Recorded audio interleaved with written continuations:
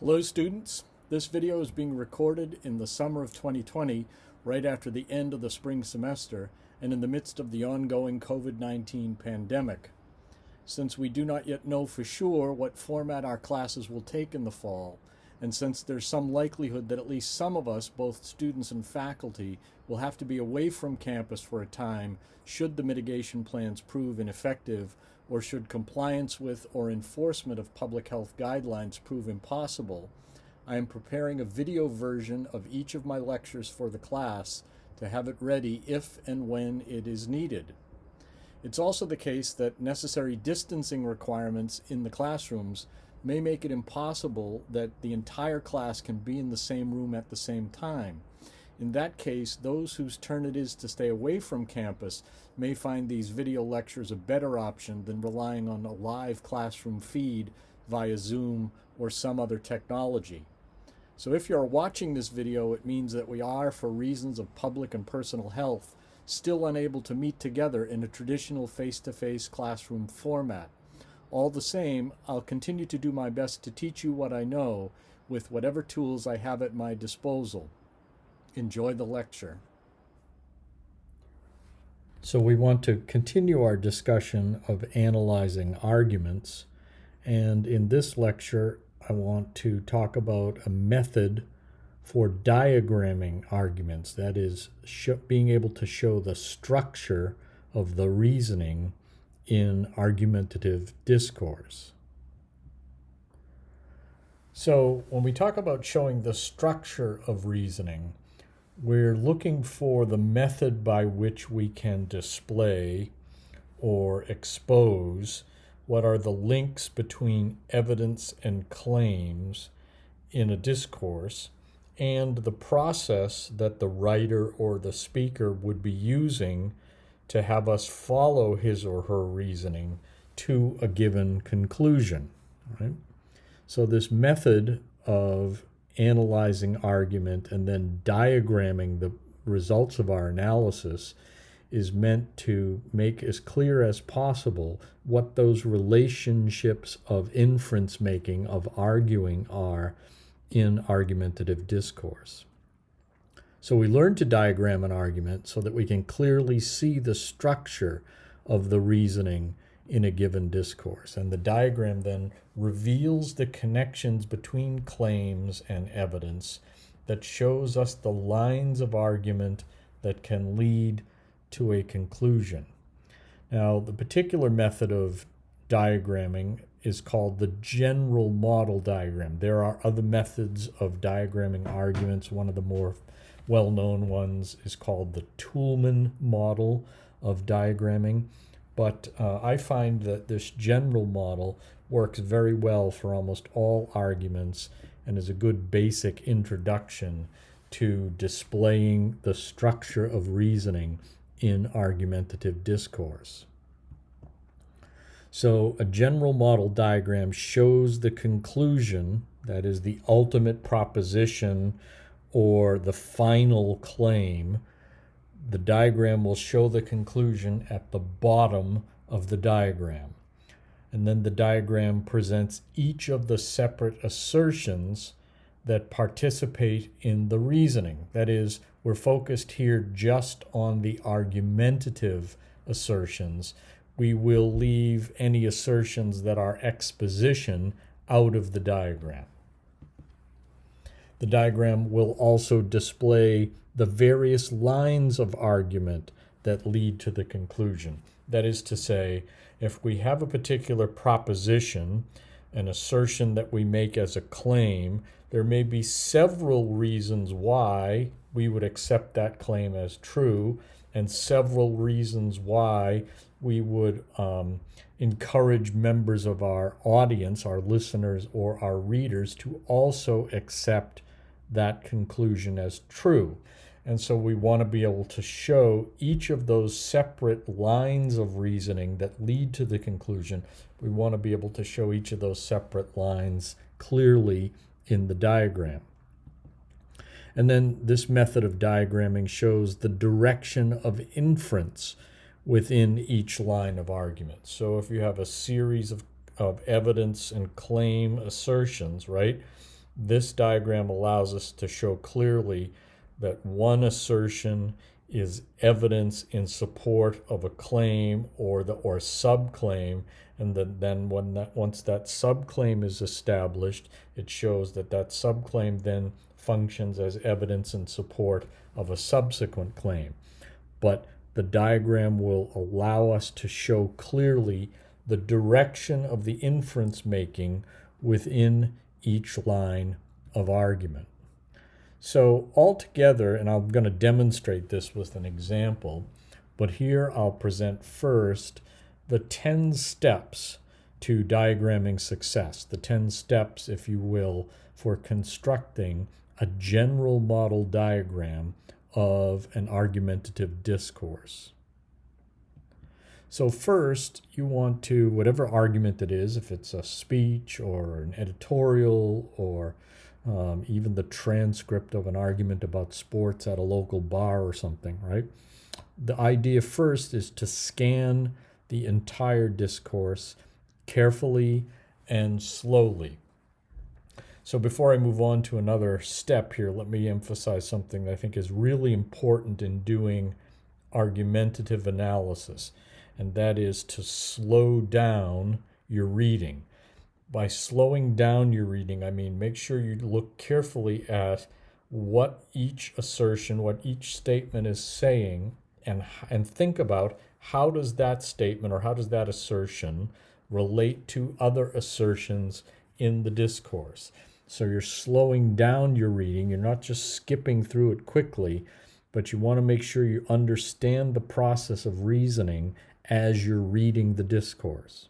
So scan the entire discourse carefully and slowly as the first step in your analysis of the argument. Then, after you've read it once through carefully, identify what you consider to be the conclusion of the argument. That is, the ultimate point or the proposition or the ultimate claim of the discourse.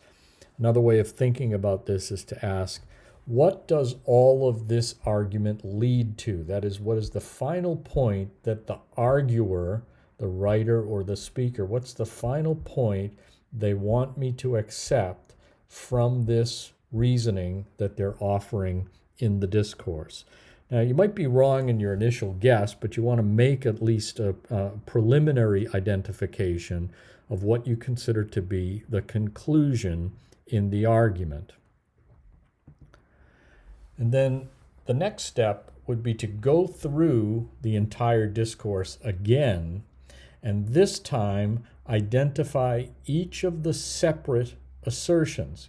Now keep in mind, a sentence as a grammatical unit may contain more than one statement or assertion, okay? So you want to identify all the separate assertions, not just the different sentences.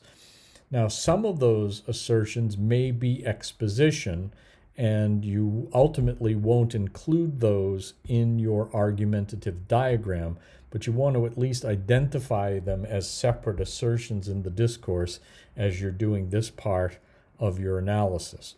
So just review to this point, scan the entire discourse carefully and slowly. Identify what you think, at least initially, is the conclusion of the argument or the ultimate claim of the argument, and then go back and read it again, and this time identify each of the separate assertions, keeping in mind that a sentence can contain more than one assertion. Now then bracket and number the separate assertions. That is, put them in parentheses. I like to use the square brackets, but bracket each assertion, each separate assertion, and then number it. Typically, you can use, what a good way to do this is to use a superscript number at the end of each assertion. So you've bracketed and numbered each of the separate assertions. Then go back again, read it over, and this time look for any of those useful argument indicators. You will recall from the previous lesson that we talked about argument indicators in the therefore group, or argument indicators in the because group. So certainly you want to look for those kinds of argument indicators because they are good clues about the structure of the argument. They tell you not only that the assertions that are linked by these indicators are part of the argumentative structure, not exposition, in other words, but they also reveal what the direction of the inference is. Does it go from evidence to claim or from claim to evidence in that particular section of the discourse? So you're looking for any useful argument indicators and also any other clues in the discourse that might tell you this particular assertion functions as a subclaim, or this particular assertion seems to be presented here as evidence. So again, we'll talk a little bit more about that when I go over the example. But you're looking for any clues in the discourse, in the wording of the discourse, that may indicate to you or help you figure out what the reasoning is that is contained in the discourse. And then step 6 is to group together separate lines of argument, looking for chains of reasoning that form a separate route to the conclusion. So suppose you are in a political argument and one of your friends is going to support President Trump and you prefer to support Joe Biden, and you're thinking about all the reasons why you want to convince your other friends that Joe Biden is a preferable candidate to President Trump. You may have several different reasons. There may be reasons on the economy, there may be reasons on the environment, there may be reasons related to healthcare or foreign policy, but each of those would be separate lines of argument or separate chains of reasoning that form a separate route to the conclusion being, vote for Joe Biden or vote for President Trump. Right? So you want to be able to show those separate lines of argument clearly. So you want to group together the assertions within the argument that relate to each other, that is, that form a separate line of reasoning to the conclusion. Now, the 7th step is to determine the direction of the argument, that is, the direction of the inference making within each line of argument by analyzing these evidence to claim links.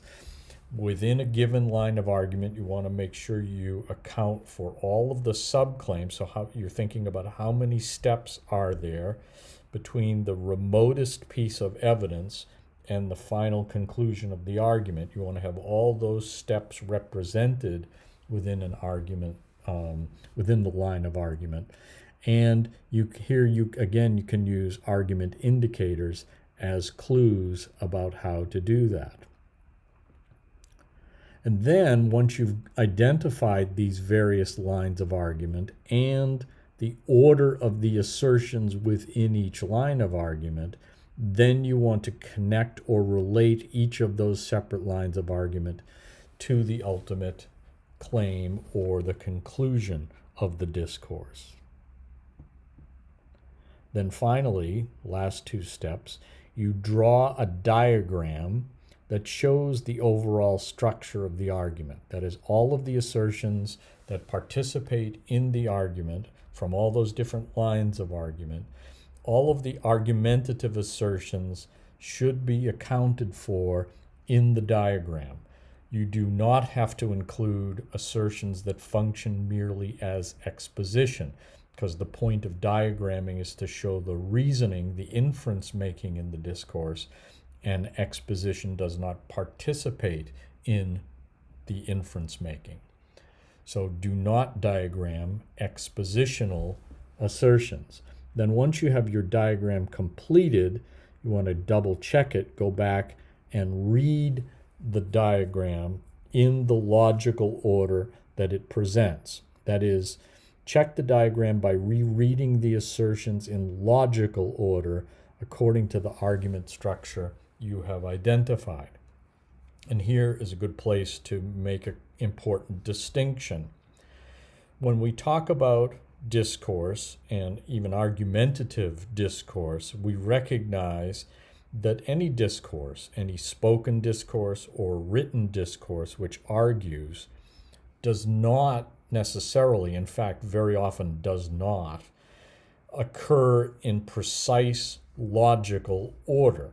Rather, we can talk about rhetorical order of the discourse versus its logical order.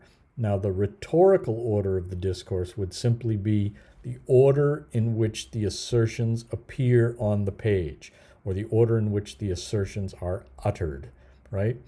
So, first sentence contains two assertions, that is assertion one and assertion two. That's the rhetorical order. But then you're rearranging those assertions so they better represent the logical order. That is the process of reasoning that's going on in the discourse. And of course, writers don't always write in strict logical order. Sometimes they can have evidence come first and then claims, and then they can have subclaims followed by evidence, or they may have pieces of evidence that relate to one line of argument in the opening paragraph of discourse, and then further evidence related to that same line of argument appearing farther down in the discourse in the second or third paragraph. And your task here is to rearrange that rhetorical order so that it better represents and exhibits the underlying reasoning or logical order in the discourse.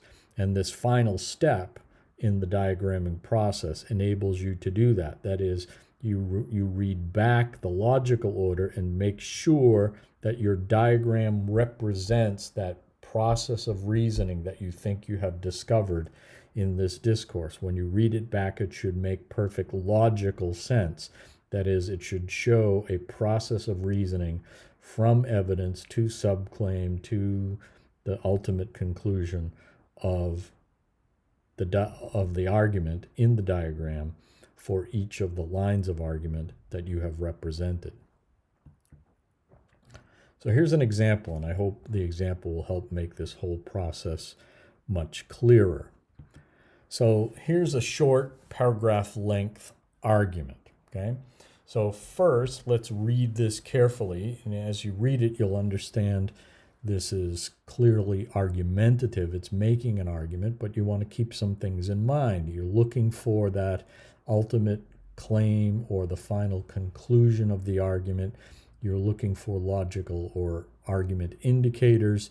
You're trying to think about what are the different lines of argument, that is, how many different reasons are given in support of what you think is that ultimate conclusion, right? So here's the example. According to state transportation statistics, 67 highway deaths in New Hampshire last year could have been prevented by seatbelt use. It is time to change New Hampshire's status as the only state without a mandatory seatbelt law. In addition to saving lives, medical expenses for injured drivers and passengers would be reduced. This could save insurance companies millions of dollars in injury claims. That, in turn, would reduce insurance premiums for all drivers. The evidence also shows that mandatory seatbelt laws improve overall highway safety, as drivers are reminded when they buckle up about the need to take care when behind the wheel. But most important is the fact that the state would benefit by receiving increased federal highway funds now withheld because we have no law. Those federal dollars might prevent a future increase in New Hampshire highway tolls. So I think as you read through this, you recognize we clearly have an argument. It's all related to seat belts, right, and seatbelt laws, and you're looking for what you think, first of all, is the ultimate conclusion, that is the final claim, the main proposition of the argument. So we've done that slow reading, that scan of the whole discourse, and now we're looking for the conclusion. And I would propose, as we look at it here, that this is the conclusion. It's time to change New Hampshire's status as the only state without a mandatory seatbelt law. Now, why would I say that's the conclusion? It seems to me, first of all, that all of the other assertions in the discourse seem pointed at establishing this proposition, that is, of getting the reader or the listener to change his or her mind or to accept the claim that it's time to change New Hampshire's status as the only state without a mandatory seatbelt law. Now, another clue here is that this is an action step. That is, it's clearly a policy claim. And very often, when you have an argument, especially an argument about public policy matters, you look for that action step. You look for the assertion which says we should do something or we ought to take this particular action. Because very often, that's the final claim or the conclusion of the argument. So let's go forward proposing this, at least tentatively, as the conclusion, and we'll see if we're right as we go forward. Now, the next step then is to bracket and number the assertions, identify each of the separate assertions, and bracket and number them. So I've divided this up, and it'll take a couple of pages to go through, but you'll see what I mean. So we have in the first sentence, according to state New Hampshire transportation statistics, 67 highway deaths in New Hampshire last year could have been prevented by seatbelt use, okay? So we have that assertion there, a whole sentence which makes the assertion, 67 highway deaths could have been prevented by seatbelt use. So I've bracketed that assertion and numbered it as number 1. Then we go on, the second sentence. It is time to change New Hampshire's status as the only state without a mandatory seatbelt law. We've said this probably the conclusion, but notice it's the second sentence in the discourse. So if it's the conclusion, it would become at the bottom of the diagram. It would be the last thing you would say in logical order, even though it's the second sentence in the discourse. So that's the difference between what we call the rhetorical order, that is the order of the assertions as they appear in the discourse, and the logical order, which is the order of the assertions as they lead to the conclusion. And we continue on. In addition to saving lives, medical expenses for injured drivers and passengers would be reduced. Assertion number 3. This could save insurance companies millions of dollars in injury claims. Assertion number 4. And that in turn would reduce insurance premiums for all drivers. Assertion number 5. Continuing on. The evidence also shows that mandatory seatbelt laws improve overall highway safety, as drivers are reminded when they buckle up about the need to take care when behind the wheel. So we'll take that whole sentence as an assertion and number it 6. It is possible, however, to even divide that sentence and maybe make it into 2 separate assertions. Right? You have the statement about evidence showing mandatory seatbelt laws improve highway safety, and then the reason why, as drivers are reminded when they buckle up about the need to take care when behind the wheel. But for purposes of this exercise, I'm just going to call that a single assertion. I'm going to call it assertion 6. But most important is the fact that the state would benefit by receiving increased federal highway funds now withheld because we have no law, assertion number 7. And then those federal dollars might prevent a future increase in New Hampshire highway tolls, assertion number 8. So we've scanned the whole discourse, read it slowly, identified what we think is the conclusion, found all the separate assertions and bracketed them and numbered them. And so we have 8 assertions in all. Now we want to go through and look for those indicators and other clues that help us figure out what the pattern of reasoning is, the structure of the reasoning in the discourse. Right? So here I've pointed out some of those key indicators. For instance, in the first sentence, that first assertion, you have the word statistics. Now, statistics are almost always evidence in an argument. That is, people make a claim or a subclaim, and they cite statistics as evidence in support.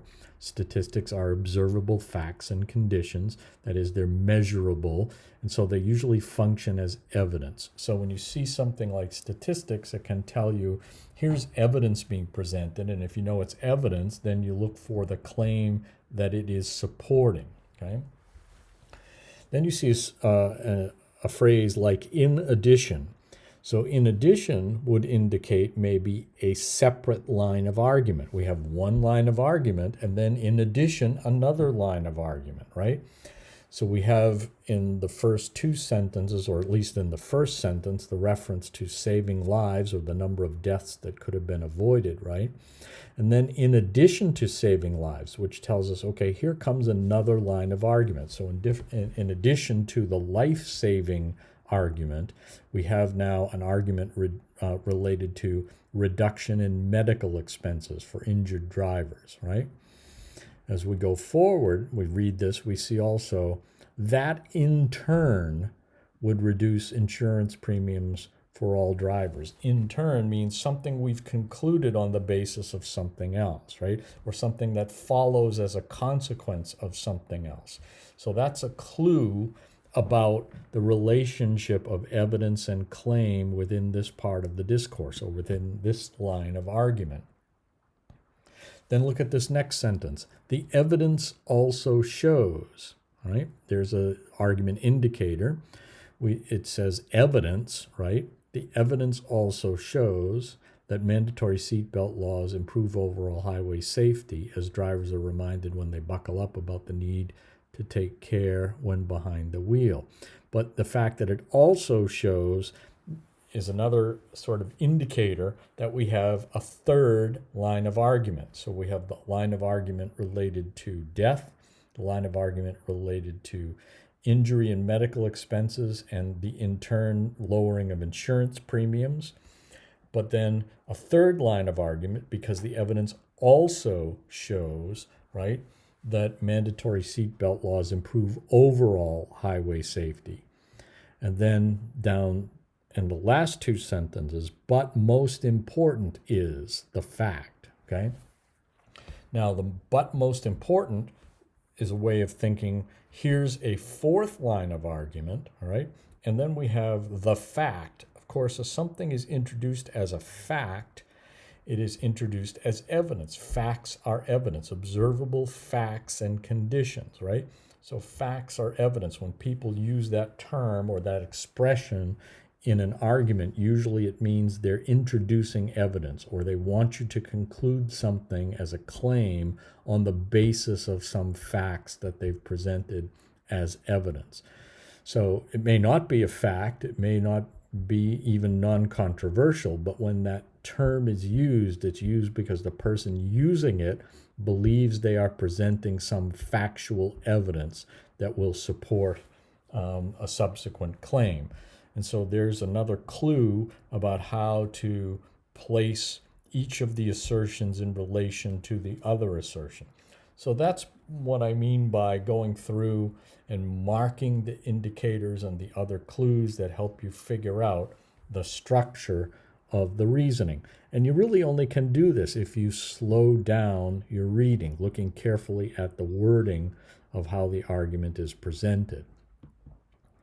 Now, we want to be able to take those different lines of argument and group them together in both separate from the other lines of argument, but also indicating which of the assertions functions as evidence and which functions as a subclaim leading to the ultimate conclusion. So, for instance, if we take that first line of argument, the second line of argument, in addition to saving lives, medical expenses for injured drivers and passengers would be reduced. So if we take that as an observable fact, or even as opinion as to fact, but as a piece of evidence, we can see that if we accept this as true, then we would also accept the next assertion. This could save insurance companies millions of dollars in injury claims. Medical expenses go down, which means that insurance companies save millions of dollars in injury claims. it makes sense that the first of these assertions is evidence in support of the second of these assertions here. But the argument goes further than that. It says, for instance, that in turn would reduce insurance premiums for all drivers. So we have a three-step line of argument here. We have some evidence about reduction in medical expenses, which supports the subclaim that insurance companies would save millions of dollars, which in turn supports the further claim that that would reduce insurance premiums for all drivers. Now go back to what we talked about at the beginning of the semester, how every argument has both the evidence and the claim, but also an inference statement, which is usually implicit. So if we take these the second and third assertions here, we can see this could save insurance companies millions of dollars in injury claims. That in turn would reduce insurance premiums for all drivers, right? What's the inference that's going on here? Well, if company costs are reduced, then, and this would be true not just for State Farm or Liberty Mutual or any other insurance company, but in general, or even beyond the corporate domain of insurance, in any business, right? If the cost to the business is less, they can pass at least some of those savings on to their customers. And we know that as a general rule, which helps us to make that link or connection, that inference between the evidence here and the claim. We also have at work an implicit warrant. So for instance, when we get to the statement that says that in turn would reduce insurance premiums for all drivers, working at work here in this argument is also that implicit warrant, which is most people usually think paying less for insurance is a good thing, right? So that's what would make this argument effective or persuasive or convincing, because we're bringing to it that common experience, that widely shared public knowledge that spending less on insurance, most people consider that to be an advantage or a benefit. So we're grouping the lines of argument. This is just one of the 4 lines of argument that we suggested is present in the discourse. So here's how we would figure out what the relationship is between the evidence and the subclaim, and then the subclaim and the subsequent claim. And all of that ultimately has to link up to the conclusion of the argument. So we would take each of these assertions, and we've got them numbered already, and we would represent them in the diagram, right? So we know these were assertions 3, 4, and 5, and we can show them, at least in this part of the diagram, that 3 is evidence for 4, and that 4 subsequently supports assertion number 5. Now you notice I've put the assertions here, the numbers of the assertions in a circle, but I've also used arrows, and the arrows are important, not just a line, but an arrow to show the direction of the inference making. So 3 is evidence for 4, and 4 is evidence for 5. So if we go back and look at the argument here, right, we have the arrows again, evidence supporting subclaim, then once established, subclaim supporting the subsequent claim, and the arrows showing the direction of the inference making that the arguer wants the audience to follow. So we do that for each of the lines of argument. We show each line of argument and the relationship between the assertions in that line of argument, representing the direction of the inference making within that particular line of argument. And then we would put all of the lines of argument, after we've done that with each of the lines of argument, we'd put all of those lines of argument together, connecting each line of argument to the final conclusion. Right? We identified assertion number 2 about changing the law to require mandatory seatbelt use in New Hampshire. That's the conclusion. You notice it's at the bottom, and all of the arrows from all of the other reasons given in the argument ultimately point to that conclusion. So we have that 3, 4, 5 about insurance premiums being reduced because insurance companies would save money because there would be fewer injury claims, right? That 3, 4, 5 argument is a separate line of argument. We have assertion number 6, which functions as a piece of evidence on its own in support of the conclusion. We have the line of argument of 7 and 8. And then the original sentence, the first sentence in the discourse, which is also the first assertion, right? Which is the 67 deaths which could be avoided. That is another piece of evidence on its own, separate from the other lines of argument, that supports the conclusion. So this would be the completed diagram. And you would then read back the argument in one or the other of the directions to see if it makes sense. So what I mean is you could read it in the because direction or in the therefore direction. So for instance, we could start with assertion 3 and we could say there would be fewer injury claims, therefore insurance companies would save money, therefore insurance premiums would be reduced, therefore there should be a mandatory seatbelt law. Or we could read it in the other direction. We could say there should be a mandatory seatbelt law because insurance premiums would be reduced, because insurance companies would save money on medical claims, because there would be fewer injuries, right? So that's what I mean by reading back the argument in logical order based on your diagram to make sure that the logical order you've represented in the diagram makes sense when you read it out loud in that way.